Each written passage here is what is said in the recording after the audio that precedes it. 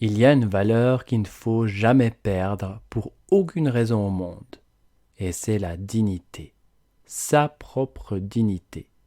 Anthony Papi. Alors cette citation peut paraître de prime abord un peu hors sujet, mais tu comprendras en écoutant cet épisode que cette notion de dignité, c'est vraiment la clé pour enfin dépasser le syndrome de l'imposteur. Alors il y a syndrome de l'imposteur, certaines personnes parlent aussi de complexe de succès, de sentiment d'illégitimité. En tous les cas, au centre de cette notion, au centre de ce syndrome de l'imposteur, se trouve la dignité ou plutôt l'indignité. Si tu écoutes cet épisode, c'est que tu te sens concerné par le syndrome de l'imposteur. Tu as tendance à accumuler des certifications, des diplômes, des titres, ou peut-être que tu as une place importante au sein de ton entreprise, mais tu restes convaincu que d'autres personnes pourraient mieux faire que toi, que d'autres personnes seraient beaucoup plus légitimes d'être à ta place. Tu as tendance à minimiser tes réussites, à dire que c'est un coup de bol, que tout le monde peut le faire. Et d'ailleurs, c'est un paradoxe, parce que les personnes qui ont ce syndrome de l'imposteur, c'est généralement des personnes qui sont très qualifiées, compétentes, intelligentes, voire surdouées. Et en fait, il y a même certaines stars qui en souffrent. Donc, pourquoi on peut avoir tendance à se dévaloriser ainsi et être comme ça persuadé qu'un jour ou l'autre, on va être démasqué, que notre imposture va un jour sortir au grand jour. Je t'explique tout ça dans cet épisode et on va parler des fausses solutions. J'en ai testé plusieurs, mais ça marche pas ou très mal. Et je t'expliquerai pourquoi. Et si tu me suis déjà depuis plusieurs épisodes, et d'ailleurs, merci pour ta fidélité si c'est le cas, eh bien tu sais que j'aime bien faire le lien avec le sujet du jour et la blessure émotionnelle correspondante. Donc une fois que tu auras compris le mécanisme qui se joue derrière le syndrome de l'imposteur, tout va devenir plus clair pour toi. Et ensuite, je te proposerai un chemin pour te libérer définitivement, oui, définitivement du syndrome de l'imposteur et enfin offrir au monde ce qu'il y a de plus grand en toi, en toute légitimité. Bienvenue sur l'épisode 022 de Croissance intérieure. Ce podcast est pour toi, cher à mon chemin, si tu as l'impression de tourner en rond dans ta vie et de répéter les mêmes schémas.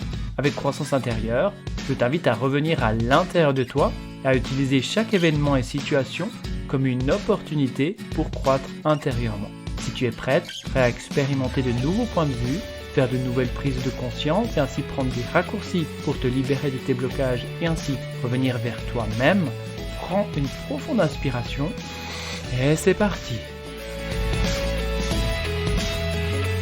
Alors ce syndrome de l'imposteur, je le connais bien pour l'avoir vécu et pour avoir effectivement aussi affiché de nombreux diplômes, de nombreuses certifications, faire d'autres cours, faire d'autres formations, aller toujours plus loin, en savoir toujours plus pour combler ce qui manque, ce sentiment qu'il manque quelque chose à l'intérieur. Et à l'époque, j'ai regardé différents blogs ou des vidéos qui parlent de ce syndrome de l'imposteur, de toutes ces choses, de toutes ces stratégies qu'on peut utiliser pour essayer de s'en libérer, pour s'en défaire. Alors à l'époque, je souffrais, alors c'est pour ça que je connais bien ce syndrome de l'imposteur, puisque j'en ai bien souffert, et j'ai accumulé de nombreuses formations, des certifications, etc. Parce que j'avais effectivement le sentiment que j'étais jamais assez et qu'il fallait rajouter, et qu'en faisant telle ou telle formation supplémentaire, ça allait m'aider à me sentir légitime. À l'époque, je travaillais dans les soins énergétiques, et puis justement le fait de pouvoir accumuler ces différentes formations, ces différentes certifications, ça me permettait de me sentir légitime. Mais, eh bien, comme tu le sais, ça n'a rien changé. Une fois qu'il y a un diplôme en plus, une fois qu'il y a un certificat en plus, eh bien, rien ne change, ça continue parce que c'est quelque chose qui est là à l'intérieur. Et j'ai vu passer beaucoup de blogs, je me suis intéressé à ces possibilités de pouvoir se libérer du syndrome de l'imposteur à travers de blogs, de vidéos qui parlent de ça. Et tu sais, ce syndrome de l'imposteur, c'est le truc comme « Ah ah, je t'ai démasqué, tu es un imposteur, tu es une imposteuse, une impostrice, enfin bref, ça te fait quoi quand tu entends ça? Juste le fait d'entendre qu'on t'a démasqué, que tu es un imposteur, enfin bref, je sais pas comment on dit au féminin, une imposteur, je crois. Et donc, quand on te dit ça, qu'est-ce que ça te fait? Est-ce que ça touche déjà quelque chose à l'intérieur de toi? Ça, c'est quelque chose qui est intéressant à se poser comme question. Est-ce que ça touche quelque chose en toi? Parce que tu verras que ce qui est touché en toi, alors on en parle tout à l'heure, eh bien, c'est vraiment en lien avec ce syndrome de l'imposteur. Et une fois que tu t'en libères, bien, tu ressentiras plus du tout ça de cette manière-là. Donc, comme je te disais, il y avait beaucoup de conseils, beaucoup de littérature autour du syndrome de l'imposteur. Mais après avoir expérimenté ces différents conseils, au mieux, c'était une béquille qui permettait de faire un petit pas. Alors parfois c'est nécessaire, et ça peut être aidant. Mais au pire, eh bien, ça change rien du tout, et ça peut encore saper l'estime de soi, et de se dire, même ça, j'arrive pas, je suis incapable, etc. Il faut savoir que selon une étude faite par le Journal international des sciences comportementales, plus de 70%, et pour nos amis français et francophones, plus de 70% de la population mondiale est un jour touchée par ce syndrome de l'imposteur. Ça fait pas mal, non? Alors peut-être que toi aussi tu as essayé de te répéter des mantras en te disant que j'ai de la valeur, je suis qualifié, je suis grande, je suis grand, etc., etc. Ou peut-être que tu as demandé à ton entourage, à tes collègues, à ta famille, de t'écrire un mot positif, un comportement qu'ils aiment bien chez toi, un trait de caractère qu'ils aiment bien chez toi, que tu as mis dans cette boîte de confiance en soi, et que tu ressors lorsque tu en as besoin. Ou peut-être que tu as essayé cette stratégie qui consiste à se focaliser sur la personne qui est en face. Donc là, ça fonctionne si tu offres des prestations en séance individuelle ou tu es en contact avec un public, tu déplaces le curseur sur la personne en face. Parce que quand on a le syndrome de l'imposteur, on va se dire en même temps que la personne est en face, en même temps qu'il y a du public, eh bien, il y a d'autres personnes qui pourraient le faire mieux que moi, etc., etc. J'ai rien à faire ici, je me sens illégitime. Et lorsqu'on amène notre attention davantage sur l'autre personne en face, eh bien, on se focalise vraiment sur la personne et le fait de lui apporter le meilleur. Donc, on ne va plus ressentir l'espace d'un instant ces différentes pensées, ces différentes sensations du syndrome de l'imposteur. Oui, mais une fois que c'est fini, ça recommence. Ce qu'il faut comprendre, c'est que toutes ces stratégies sont intéressantes, mais elles agissent au niveau de tes pensées, au niveau de tes comportements. Alors, ça fonctionne parfois, mais ça fonctionne jamais sur du long terme.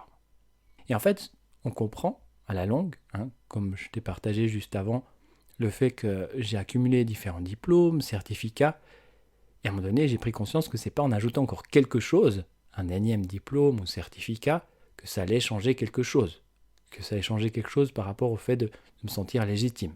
D'ailleurs, il y a de nombreuses stars et personnalités, des personnages connus, qui souffrent du syndrome de l'imposteur. Je te propose un petit jeu. Je vais te dire ces phrases, les phrases dites par ces personnalités, et tu dois deviner de qui il s'agit. D'accord ? Bienvenue au jeu de Qui a dit ça ? Alors, es-tu prête ? Es-tu prêt ? Et c'est parti ! Qui a dit ? L'estime exagérée que l'on porte au travail de ma vie me rend très mal à l'aise. Je me sens obligé de me considérer comme un escroc involontaire. Une idée ? Eh bien, c'est Einstein. Oui, c'est bien ça, le célèbre Einstein. Qui a dit ? J'avais d'énormes problèmes d'image de soi et une très faible estime de moi que je cachais derrière une écriture et des performances obsessionnelles. J'étais poussé à travers la vie très rapidement. Je me sentais vraiment totalement inadapté. Je pensais que le travail était la seule chose de valeur. Un indice, c'est un chanteur très connu. C'est David Bowie. Eh oui.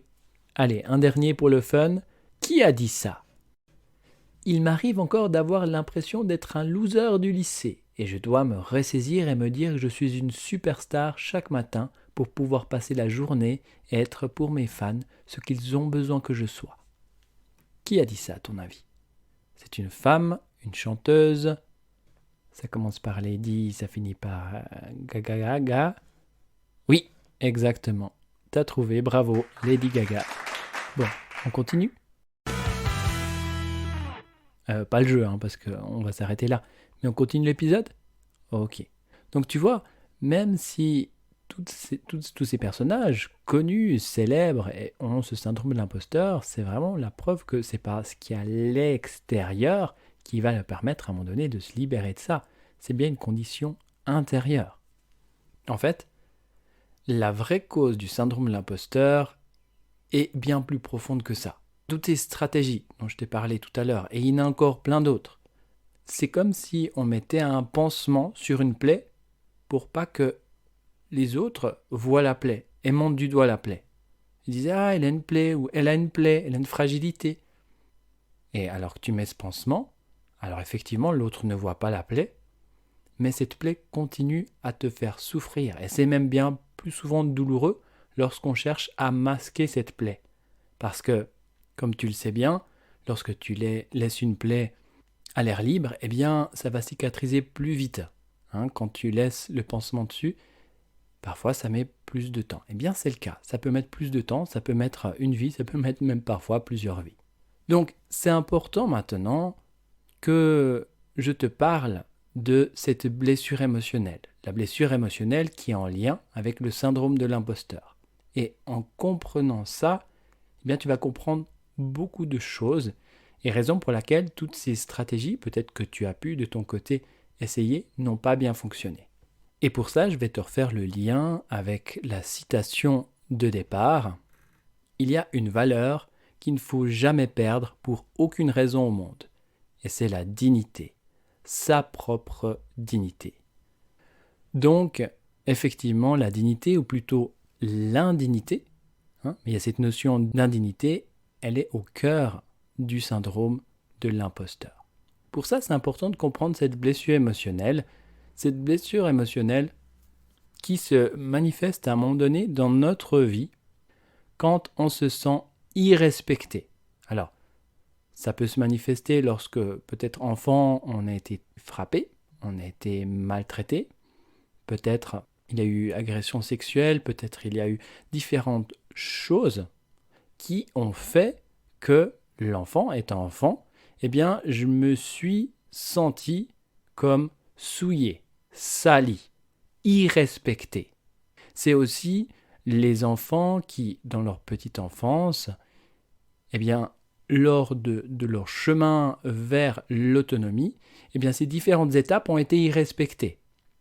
Par exemple, on va critiquer, on va se moquer d'un enfant qui n'est pas propre, ou on va le presser à devenir propre, ou à manger correctement, ou à bien marcher, ou à bien parler, etc. Toutes ces choses-là, eh bien, peuvent amener à cette blessure qui fait qu'on se sent comme souillé, sali, amoindri. Et c'est en lien avec la blessure d'humiliation. Oui. Et pour bien comprendre cette blessure d'humiliation, eh bien, il faut comprendre ce qui se passe dans la petite enfance. Je viens de te partager plusieurs raisons qui font qu'on peut réveiller cette blessure d'humiliation. Dans mon expérience, on l'a tous, cette blessure d'humiliation. À un niveau plus ou moins important, certaines personnes un peu plus, certaines personnes un peu moins, mais on a tous cette blessure-là, et toutes les blessures émotionnelles, on les a toutes, à un certain niveau. Par rapport à cette blessure d'humiliation, ça touche la dignité. C'est-à-dire qu'à un moment donné, il s'est passé quelque chose et je me suis senti indigne. C'est comme si j'ai mis ma dignité de côté. Le fait d'avoir été tapé, le fait d'avoir été agressé, toutes ces choses-là qui portent atteinte à ton intégrité physique, psychique, eh bien, ça peut réveiller cette blessure d'humiliation. Et c'est comme si, à ce moment-là, tu mets ta dignité de côté.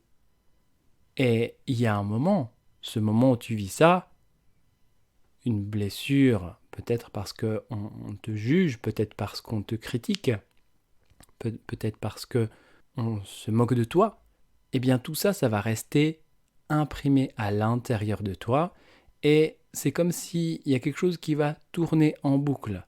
Et cette part de toi va être vraiment empreinte de cet événement, de cette situation, et va tourner ça en boucle. Le fait que, eh bien, on m'a humilié, on m'a critiqué, on s'est moqué de moi. Donc j'espère que c'est bien compréhensible pour toi parce que c'est vraiment important à comprendre que par rapport à ce sentiment, par rapport à ce syndrome de l'imposteur, c'est directement en lien avec cette blessure émotionnelle, donc la blessure émotionnelle d'humiliation. Et ce qui se passe, c'est que dès lors où la blessure d'humiliation est présente, donc à un moment donné, j'ai cette dignité qui était mise de côté, eh bien, le syndrome de l'imposteur peut commencer. Pourquoi ? Parce que lorsque j'ai cette blessure d'humiliation, je vais me sentir plus petit que je ne le suis. C'est une posture intérieure, on va se sentir plus petit. D'ailleurs, bien souvent, et c'est le propre de cette blessure d'humiliation, on a peur du jugement, on a peur des critiques, on a peur de se faire évaluer, parce que on a la conviction que si on nous juge, si on nous critique, si on se fait évaluer, on va échouer, on va être dévalorisé, on va être plus petit qu'on ne l'est réellement, et c'est vraiment le cas avec cette blessure d'humiliation. On se sent plus petit. D'ailleurs, en séance, pour expliquer le syndrome de l'imposteur et en lien avec cette blessure d'humiliation, je propose une symbolique forte. Et ce que je fais, c'est que je me mets à genoux.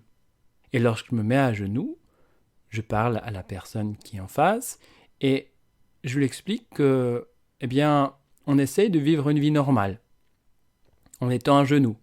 Et on est à genoux alors qu'on voit d'autres personnes qui sont, elles, en posture debout. Et on aimerait bien être en posture debout, mais c'est pas possible, du fait qu'il y a cette indignité qui est à l'intérieur. Alors, je vais tout faire pour essayer de me grandir un petit peu. Donc, je vais peut-être faire d'autres cours, d'autres formations, d'autres titres. Et en fait, peu importe ce que les gens peuvent dire de moi, waouh, t'es doué, waouh, c'est super, waouh, vraiment, t'es vraiment à ta place. Ce genre de choses-là, eh bien, ça change rien du tout. Je reste à genoux.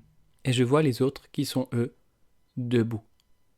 Et cette symbolique du fait d'être à genoux, c'est ce qui se passe à l'intérieur de toi, c'est ta posture intérieure lorsque tu es en contact avec le syndrome de l'imposteur. C'est comme si tu étais à genoux et tu cherches à te grandir parce qu'une part de toi sait que tu es à genoux et c'est difficile de savoir qu'on est à genoux alors qu'on pourrait être debout comme les autres. Donc on a tendance à accumuler toutes sortes de choses, des titres, des certificats, à essayer de gravir les échelons de la hiérarchie pour se sentir enfin debout. Et en fait, ça change rien. On est toujours à genoux.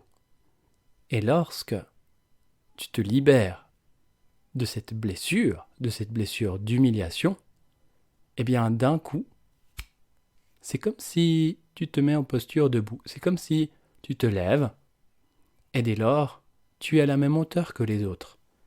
Il n'y a plus de tension présente du fait de vouloir être à la hauteur. Parce que cette expression être à la hauteur, je ne suis pas à la hauteur, c'est effectif à l'intérieur, puisque je suis à genoux. Comment puis-je être à la hauteur, puisque je suis à genoux et que les autres sont debout? Donc dès lors que tu te libères de cette blessure d'humiliation, de ce syndrome de l'imposteur, eh bien, tu es naturellement à la hauteur et tu ne poses plus ce genre de questions. Et ce qui est intéressant aussi, c'est que on va moins se comparer aux autres. Et on va juste être dans l'accueil de ce qui est et accueillir sa grandeur. Et c'est à partir de là aussi, à partir de ce moment, qu'on comprend que c'était une fausse modestie. Parfois, on se cache derrière cette fausse modestie qui est « c'est bon, tout le monde peut le faire, c'était un coup de chance, c'était facile », etc. Et on va se dire plein de choses pour se minimiser. Non, c'est pas de la modestie, c'est la dévalorisation. La modestie, c'est un comportement qu'on peut avoir lorsque on sait que les autres sont au même niveau que nous et qu'il n'y a aucun intérêt à se mettre en avant, à se grandir, tout simplement parce qu'on est tous perçus de la même manière, on est tous grands, on a tous ces capacités, on a tous ces ressources.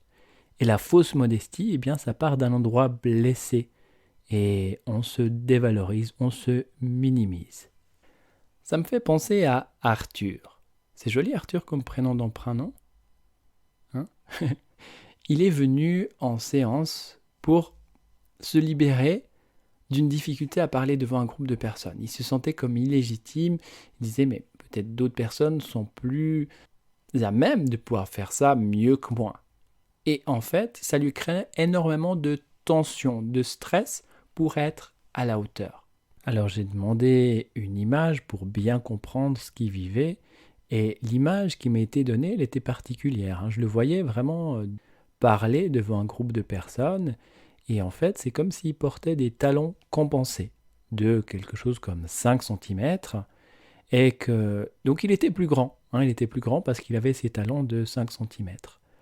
Et ça fait le lien avec ce qu'il y avait à l'intérieur, c'est-à-dire qu'il compensait à l'extérieur de 5 cm, il grandissait de 5 cm, parce que c'est ces 5 cm qu'il n'avait pas ou qu'il ne croyait pas avoir à l'intérieur. Et ces 5 cm, c'est ce qui devait compenser à l'extérieur, donc dans un stress, une tension, pour vraiment bien faire les choses, pour vraiment paraître à la hauteur.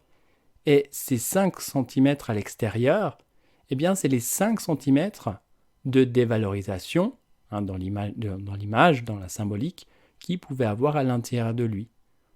Donc il devait sans cesse compenser ces 5 cm, comme si à l'intérieur de lui, il était plus petit de 5 cm. Donc à l'extérieur, il fallait compenser de 5 cm. J'ai trouvé cette symbolique très intéressante par rapport justement à ce syndrome de l'imposteur et tout ce qu'on peut rajouter, tout ce qu'on essaie de rajouter pour être à la hauteur. Alors une fois qu'on a travaillé et libéré cette blessure d'humiliation, il y avait la peur du jugement, la peur de la critique, la peur qu'on se moque de lui, etc. Une fois que tout ça a été libéré, eh bien c'est comme si l'image est revenue sans les talons. Et il sentait vraiment qu'il avait grandi. Comme si... et d'ailleurs c'était amusant parce que au début, l'image, il avait des talons compensés. Et à la fin, il était à pieds nus. Il était à pieds nus, il se sentait grand et tout le monde le respectait dans la pièce. Si tu vas aller plus loin pour te libérer du syndrome de l'imposteur et grandir intérieurement pour te sentir pleinement légitime, eh bien, je te propose un chemin que tu peux faire avec la méthode libre pour libération instantanée des blessures et réactivité émotionnelle. Dans ce cas-là, on se focalise sur la blessure d'humiliation, en libérant tout ce qui touche à l'humiliation, toutes les parts de toi qui se sont senties humiliées. Et d'ailleurs, quand on a de l'humiliation à l'intérieur de nous, on se moque de nous, comment est-ce qu'on peut se sentir légitime ? Même avec tous les papiers, même avec tous les titres, tous les diplômes, c'est comme si on a des parts de nous qui rigolent à l'intérieur. Il dit, mais tu te prends pour qui ? Mais tu n'es pas ça. Mais tu en manques rien. Ou différents dialogues intérieurs comme ça. Mais dès qu'on se libère de ça, eh bien, on est en paix. Et on se sent pleinement légitime. On ne se pose même plus de questions par rapport à la légitimité. On est, tout simplement. Donc, si tu veux en savoir plus par rapport à cette blessure émotionnelle concernant l'humiliation, tu peux écouter l'épisode 007. Et concernant la méthode libre, pour en savoir plus, comment ça fonctionne et commencer à te libérer dès à présent d'un souvenir douloureux, eh bien tu peux aller sur l'épisode 013, découvre la méthode libre. En allant libérer la blessure émotionnelle associée au syndrome de l'imposteur, on a vu qu'il s'agissait de la blessure émotionnelle d'humiliation, cette peur de se faire humilier à nouveau, eh bien tu te libères du syndrome de l'imposteur. Donc tu deviens complètement légitime et tu peux offrir ce qu'il y a de plus grand en toi au monde. Cool, non ? Psst. Si tu souhaites recevoir les épisodes de croissance intérieure, tu peux aller sur hypnose-conscience.ch/CI, les 2 lettres, le C et le I pour croissance intérieure, et tu peux t'inscrire. Tu recevras donc les épisodes directement dans ta boîte mail. Et comme tu as manifesté ton intérêt pour croissance intérieure, eh bien je t'offre des hypnoméditations puissantes pour retrouver l'amour de soi, l'estime de soi. Dans le prochain épisode, on va parler de la peur de se mettre en lumière, la peur de briller. Il y a trop de personnes qui ont plein de compétences, qui ont de grandes qualités et qui n'osent pas se mettre en lumière. Je suis convaincu que si on se libère de cette peur-là, le monde serait plus lumineux, justement avec toutes ces personnes qui se mettent en lumière. Et bien sûr, on va faire le lien avec les blessures émotionnelles correspondantes. Il y en a plusieurs. Et tu comprendras ensuite pourquoi, et selon mon point de vue, en fait, ça n'a plus de sens de parler de oser briller, oser se mettre en lumière. Et tu verras par quel verbe je vais te proposer de le remplacer. Et ça va faire toute la différence. Voilà, on se retrouve dans le prochain épisode et d'ici là et jusqu'à notre prochain rendez-vous, plutôt que de les cacher, accueille ces parts honteuses en toi et grandis à la hauteur de qui tu es vraiment. Et au travers des différents événements et situations que tu vis, continue sans cesse de croître intérieurement. Merci.